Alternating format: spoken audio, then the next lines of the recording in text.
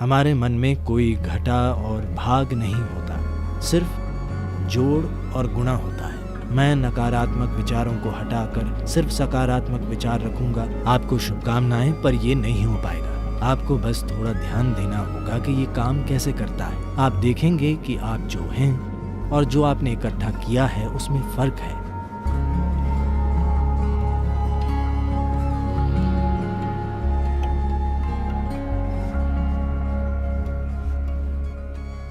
देखिए, जिस तरह ये सवाल पूछा गया है और जैसे इसका आम तौर पर उत्तर दिया जाता है, उससे लोग सोचते हैं कि नकारात्मक और सकारात्मक विचार जैसा कुछ होता है।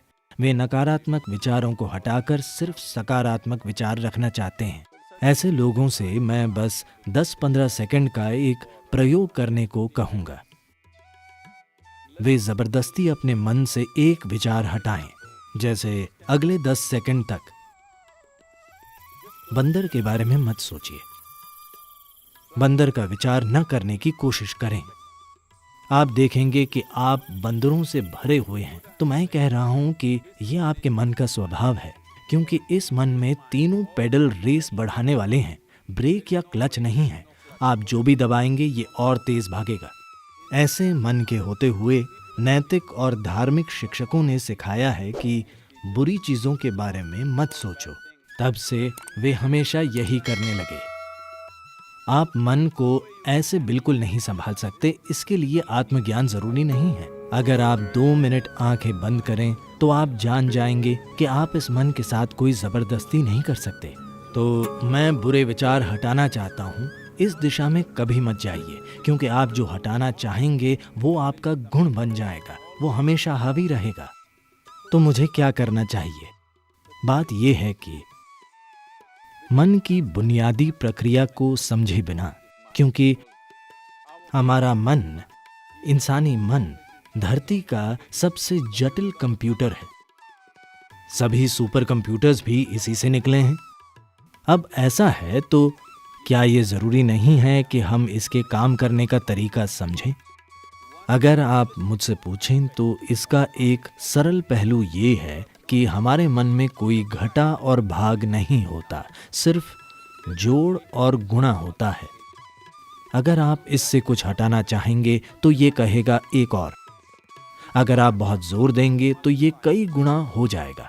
ऐसे मन में आप अच्छा और बुरा पहचान कर उन्हें हटाने की कोशिश मत कीजिए। सबसे पहले हमें ये समझना होगा This mind of yours, this body of yours is supposed to serve you. कि आपका ये मन और शरीर आपकी सेवा के लिए ही है। आपका जीवन महत्वपूर्ण है। शरीर और मन वे साधन हैं जिन्हें हमारी सेवा करनी चाहिए। अगर आप किसी गाड़ी में बैठें तो उसे वहीं जाना चाहिए जहां आप जाना चाहते हैं। अगर वो अपने हिसाब से चलने लगे तो उसका फायदा क्या है? वो सिर्फ परेशानी होगी।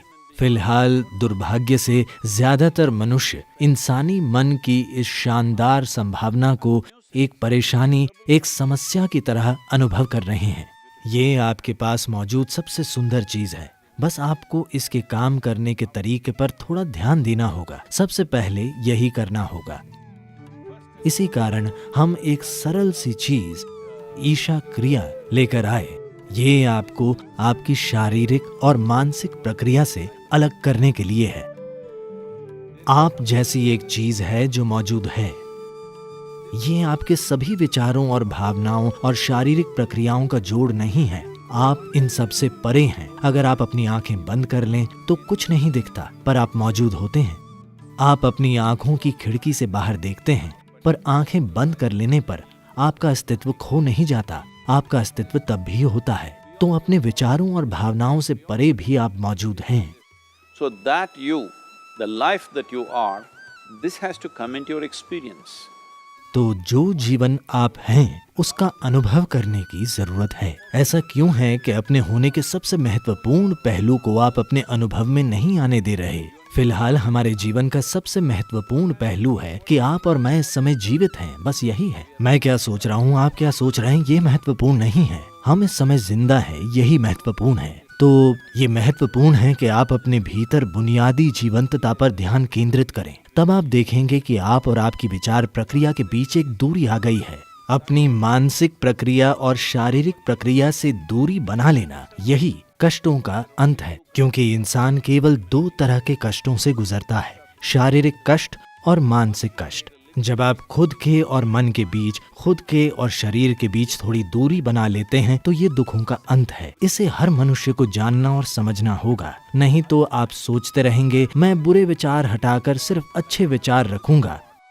मेरी शुभकामनाएं, पर यह नहीं हो पाएगा। 100% ये काम नहीं करने वाला, क्योंकि कोई विचार हटा नहीं सकता, उन्हें कुछ समय तक टाला जा सकता है। तो जब बुरे विचार आते हैं, आप कहें राम राम, शिव शिव, जो भी आप कहें, पर ये सिर्फ उनसे बचना हुआ, वो चले नहीं जाते। जिस पल आप उन्हें रोकते हैं वे बड़ी ताकत से फिर आएंगे, वरना वे आपके सपनों में वापस आ जाएंगे। तो ये बहुत महत्वपूर्ण है। सबसे पहले आपको समझना होगा कि आपका गुस्सा, नाराजगी, आपका जो डर है, जो भी नकारात्मकता आप पैदा करते हैं, आमतौर पर नाराजगी और गुस्सा हमेशा किसी दूसरे की ओर होते हैं।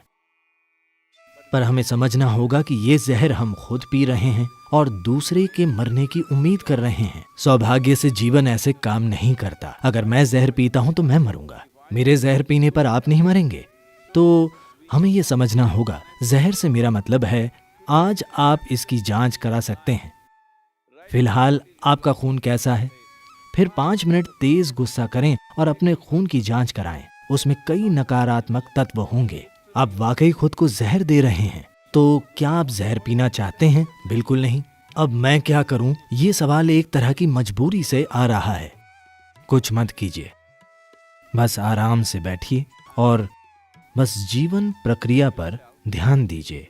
शायद आपके दिल की धड़कन या आपकी सांस, शायद जीवित होने की अनुभूति, आप कितने संवेदनशील या बोध पाने की काबिलियत रखते हैं, उसी के हिसाब से कुछ चीजें, शरीर की कोई संवेदना, आपकी सांसें, दिल की धड़कन या कुछ ऐसा लें जो आपको जीवन का संकेत देता हो। बस उस पर कुछ समय तक ध्यान दीजिए। धीरे धीरे आप देखेंगे कि आप और आपने जो इकट्ठा किया है उनमें एक दूरी आ गई है। इकट्ठा की गई चीजें हैं आपकी शारीरिक प्रक्रिया और मानसिक संभावना या फिर मानसिक अस्त व्यवस्था।